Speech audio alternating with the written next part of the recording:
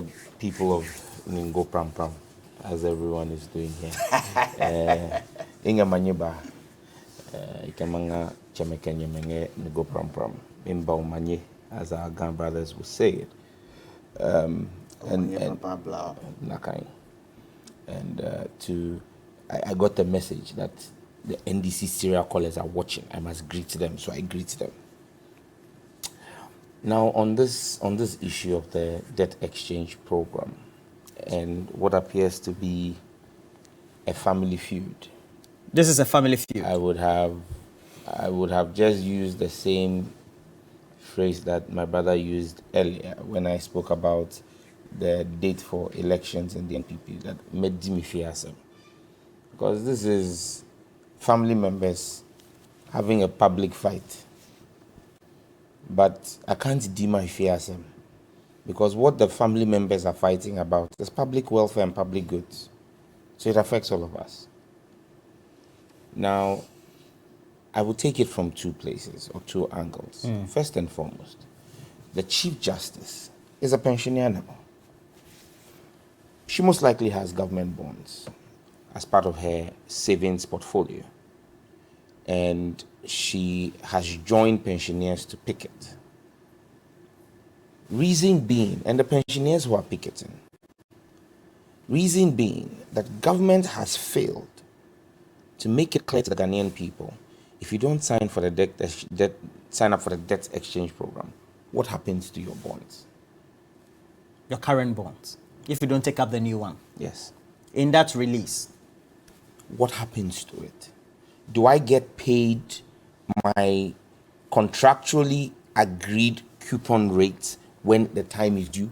Or would government come back and tell me that it's defaulting because I didn't sign up? These are clear-cut issues that the government ought to have made clear to the people. Because you see Gabi's response and he says, oh, but you are not under any obligation to sign up. If I don't sign up, what happens? You say you are looking for 80%. The 20 that don't sign up, what happens? And have you made this clear before those who are signing up are signing up?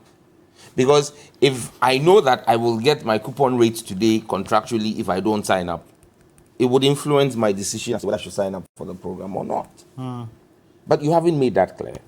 And so pensioners who do not want to sign up voluntarily need to know the commitment of government to meeting their obligations when they fall due, per the terms of the original bond contracts. That's something that hasn't been made clear. And that's something that the learned former Chief Justice is raising and hoping that the government people will respond to. But then, again, like I said here last week, it's the trappings of power and the arrogance of power. You have Gabi respond in the manner in which he did to the Chief Justice, literally saying that the Chief Justice has been unintelligent in her actions. Those are her words. Well, yes, and his words actually were that she was emotional. I mean, maybe if he was a man, he wouldn't have called him emotional. But you see something wrong with the deduction of unintelligent. But when I use his exact word of emotional, you don't see anything wrong with it. That's the hypocrisy of those of you in government. But you see, to run away from the substance of what the former Chief Justice had said, and attack her in such a vicious manner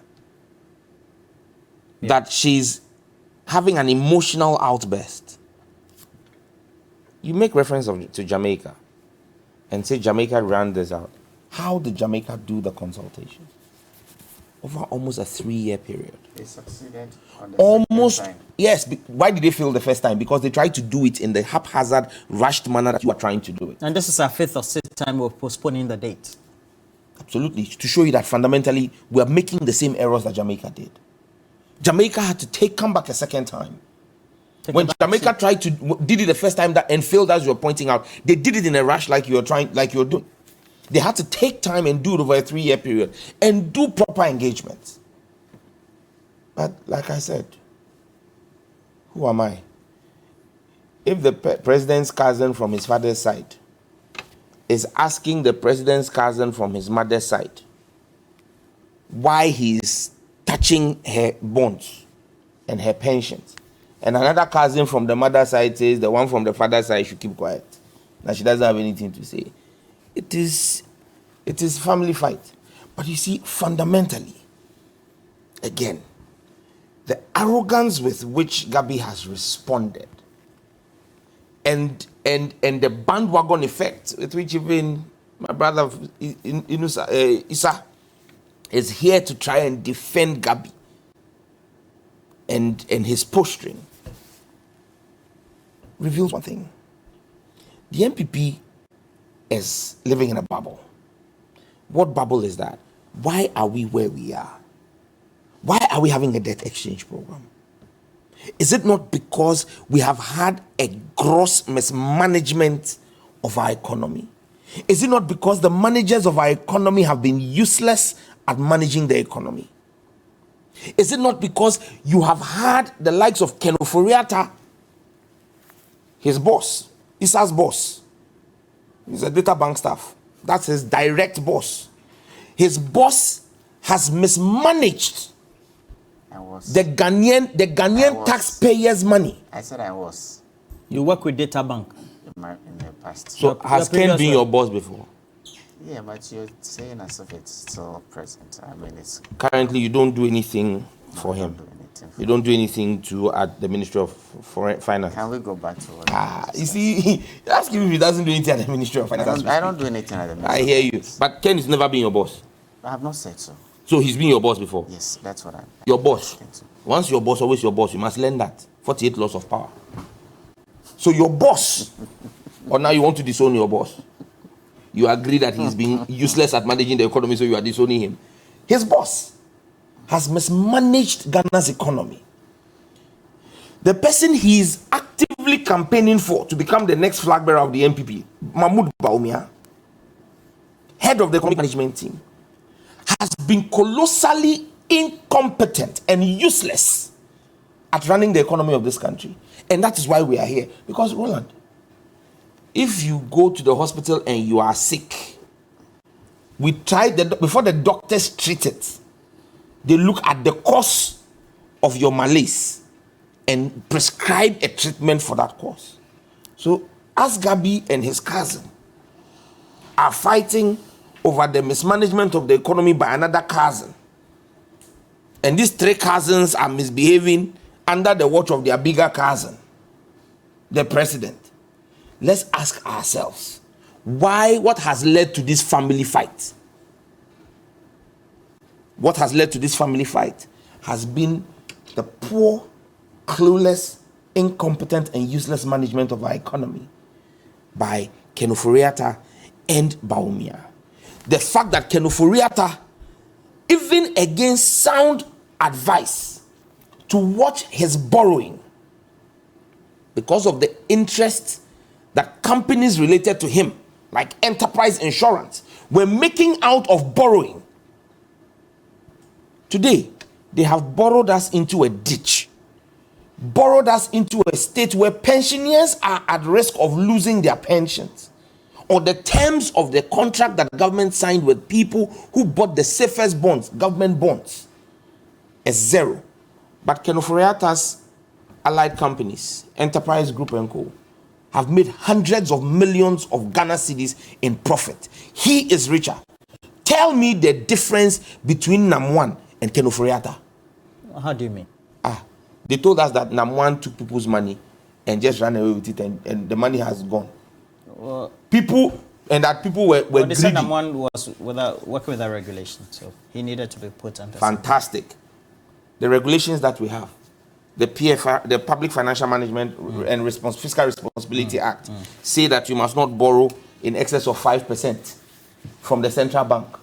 5% of your previous year's revenue from the central bank. The revenue for 2021 was 70 billion Ghana cedis. 5% of that is 3.5 billion Ghana cedis. Yet Ken Ofori-Atta went and borrowed 40 billion from the Bank of Ghana. 44 billion. 44 billion from the Bank of Ghana. Is there no regulation Did he work within the regulation? How different is Ken Ofori-Atta and Mahmoud Bawumia, your two bosses, former and future, or former and current? I wonder your decision making, the kinds of people you choose to be your bosses. Maybe it tells something of your character, because that's the decision people make in Okaikwe North. That if the person you worked with before doesn't work with financially malfeasant, your incoming boss, the same.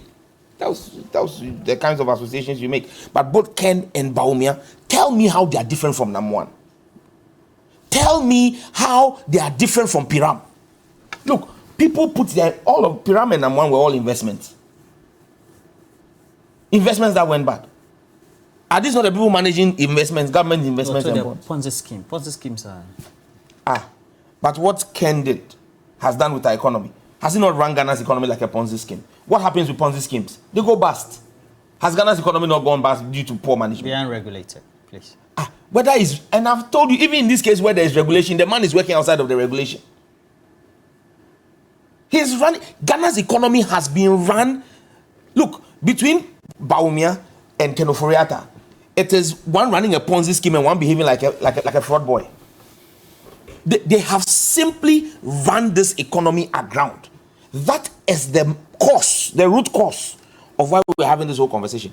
If Ken had not been greedy to make an unholy profit from taking loans we didn't need, because his company was getting a cut of those loans in fees. If Bawumia was more interested in managing the economy than his political future. You're a member of parliament. Those came before parliament, didn't they? And have you read the Hansard? Have you read how many times we warned them? Have you read how many times you raised the issues? He's been a member of parliament before. Parliament does not have the power to stop government. When we raised the objections and it was put to a vote, you had them as yes men. Do you say parliament has not got authority to stop that? You can only get the authority to stop it when a vote on the floor gives that authority. At the time, but at the time you were in parliament, how many? What did you have? We had 106. You made up the 169. Issa Fuseni, I am asking you. Issa Fuseni, I am asking you directly. For the 4 years you sat in parliament, did you for once ever vote against any of the loan agreements that the NPP brought that we want was inimical to our growth? Did you? You won, but you never called for a vote. What are you talking about? You never called for a vote. What are you talking about? Did you ever support our position? Wait. You on the finance committee. Did you ever? You see, politics must be about deliberations on all. And it's not deliberations. There were reports Ghanaian people, and those reports always had the minority group. Are you saying that? Yes, but he should let me land. He should let me land. He's interjecting. I'll give you 30 seconds. Good. Please. Issa Fuseni should tell the people of Ghana and Okaikwe North today that if he wants us to take him serious, he should state on authority here that every time the NDC, either at committee or plenary, opposed the unbridled borrowing by Ken Ofori-Atta, his boss, did he for once ever support our position? Never. If you never did it when you had the opportunity, we cannot trust you today to tell us that you didn't support it. Let me say, sir. All the justification is hogwash, and it's inconsequential. You see the struggle. We are being told that the central bank is the government's banker, and so if there are bonds that are retiring and the interest rate is 40% that was being offered to government, why was the rate at which loans to government was being pegged at? Why was it being pegged at 40? Is it not because of the recklessness and useless management of the economy? You've created a problem. Instead of admitting that you've created a problem, you sit here and tell the Ghanaian people that we should praise you for creative thinking. Creative thinking. You've stolen from somebody. You've been caught. And then you say, oh, but I stole from you so that I can use it, and then tomorrow when you need it, I'll bring it back to you. That's basically what they are saying to us. Look, let's even do simple arithmetic here. Not advanced maths. Arithmetic. 44 billion. He claims they used 37.5 billion to pay bonds.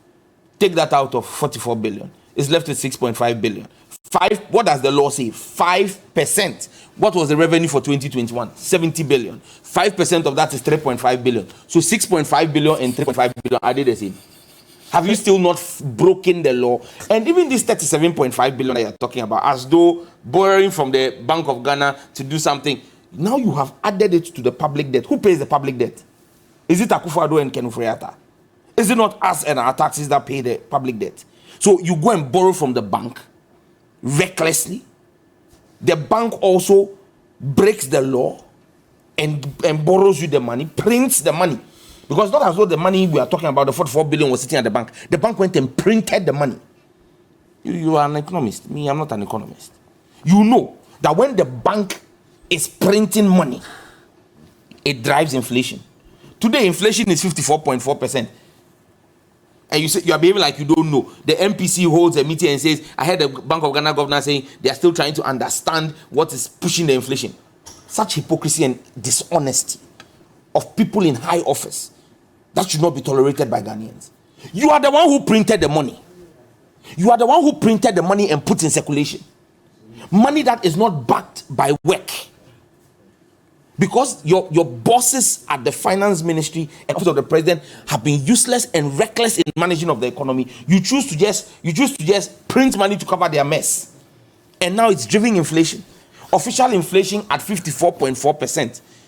But unofficial inflation at over 120%. Because of your recklessness. And you say that we shouldn't talk about it. Roland, you see, you asked him about their language. They are quick to point. Oh, Sam George and his language. Sam George and his language. Is their speaking point. When they go to their meeting, they say, when you meet Sam George, say his language. But they have sat here and said, we are not putting a gun to your head. Take it or go bust. And that is appropriate language.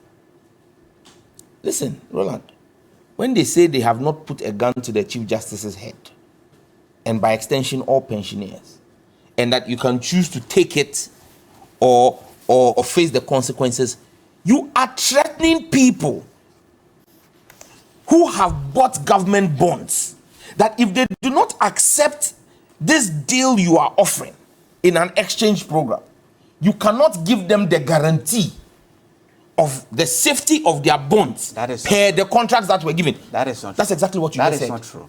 Because you said the original bonds are contractual, and they could decide to seek any redress. You just said yes. What I said, that if they don't take this, they should bear in mind that their bonds may no longer be as attractive as possible. They were not and tradable. They were not tradable. So they were not tradable. Exactly. So if you are telling me that, if you are telling me that, what you are effectively telling me is that if I don't jump on this narrow path that you have created, then I should be prepared that tomorrow you can come and tell me that my bonds are not tradable, and so because of that, you can't even pay me what is due me. And then I know where he's coming to. You can have recourse to court. How heartless and callous can you be? Oh, but the Chief Justice has even mentioned that today. Possibly will go to court. That's okay. 30 years. Nikeshkai he bonds. Onumo etuni 30 years Nikeshkai bonds. Ni eshebeni asanya hanleshika. And you default on it, you can like a court, 70-year-old, 80-year-old man. Nobody said anything. Court. You know the implication of government defaulting on a security. But government, huge that the government but why are you talking as if it's strange? As we see, government has defaulted. We're in the third or fourth. Fourth month of default. Since November, you have not paid any of your foreign obligations. So don't talk as though it is because we are engaging the debt holders. It is not because we are engaging. We have said that we are engaging. You don't have subsequently, listen, everything Roland, that is due all will come to the table for negotiations. Major contracts going on that are bilateral have all ceased. My constituency, the Aflao, the Tema to Central University Road. The main road. Yes. It's a bilateral loan. We approved it in Parliament. 2016. Yes, 2019. We approved it. $94 million. £94 million from the British government. It has ceased. The contractor has left site because they will not release money. Obechebi Lamte Obeche Bilamte interchange. The one it's here. Work is going. 90%. Who told you? The contract is not true. Work is they have stopped work. They have stopped work because payments are not coming. Work is still ongoing in Obeche Bilamte. Contractor, which is a Brazilian, the one that was doing the Kumasi airport, that was got the contract under President Mahama and built. They've laid off 1,500 workers. They're all laying off their workers because the bilateral arrangements, all the drawdowns have stopped. The Chinese have stopped. So at the end of the day, don't paint a picture that if government defaults, you have defaulted. You see, the reality is that we are the I said, is it true you are explaining? Is it true? Yes, no, that you explain. No, we'll go for anyway, Joe Jackson has joined us. We are the table. You say what? We are engaging all engagement. So what's Joe Jackson? Even before Joe Jackson came on. No, but you didn't give me time, Pao. No, because the guy said plenty things, and you jumped in. When he's talking, I'm very quiet. It's interesting how we are being told that the problem of our national debt, oil, is. I'll come to it. The problem of our national debt is structural. It was structural when you were holding Kinky Party and Wachi Party, and telling us that we had moved into a place where we're good. Let me help you. It was 125 billion at the time you made your first debate on the floor of the House. Today, it is in excess of 500, almost 600, heading for 600 Look at the composition. You understand me? And when you tell me it is because of Forex, you tell me it's because of Forex. Who is managing the Forex? Is it John Mahama or Setekpe? Is it not your two bosses, Ken Ofori-Atta and Bawumia? Are they not responsible for the Forexes? Look, Roland, as for gold for oil, I don't want to waste all my time on the financing because these people never accept anything. As for gold for oil, we've asked questions. What are the key questions? Who is getting the gold? Who is buying it? Did we pay cash? Bank of Ghana said we pay. In fact, the minister for energy, deputy minister for energy, says we paid cash. Then I've heard Richard Ahiagba also come out to say no, we didn't pay cash. So I don't know who to believe. The gold for oil is a Ministry of Energy project in collaboration with the Ministry of Finance through the Bank of Ghana and PMMC. The deputy minister, who in fact led the negotiations at the point in time. No, I've been on the show with Mesa, and he says that he at the point in time was lead on the negotiations. And I even asked him that why. Is it because he's Ejapa, and this deal is also a revised Ejapa deal that he's doing it? And we laughed about it. He's admitted to this publicly. Tells us that we paid cash for it. Now, a director of communication at the party says that we didn't pay cash for it. So who do we believe? It is not inconsistent. Look, the two we've seen that some documents have come. You see, people think you are smarter than everybody. When one person says we paid cash, another person says we didn't pay cash, you say they are not inconsistent. They are not inconsistent. I mean, you think we wash our face this way? They are not inconsistent. Charlie. Look, Roland, we've seen documents from PMMC where, and let me read reference number, PMMC stroke Alpha Stream stroke 07 stroke 2023 stroke G, dated January 5th, 2023. Seller of the gold, Bank of Ghana, number 1, Top Road. The consignee is a company called Stonex Commodities DMMC, Almas Towers, Jumeirah Lake. The client who got the gold is Alpha Stream Limited. Address Unit 5, Floor 6, Al Sarab Tower in Al Marsha Island, Abu Dhabi, UAE. Total volume net weight of gold, that was gold bullion shipment, that was done by PMMC is 47,658.88 grams.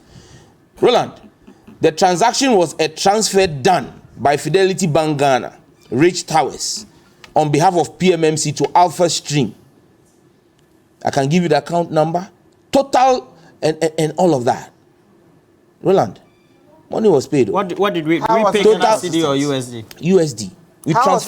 We transferred US dollars, not Ghana cedis. But how is that inconsistent? $8,245,279.60. These are the people who are telling us that the gold for oil is going to save our but forex. We have said that when we have dealt with entities who do not have the we are giving information. Keep quiet and listen.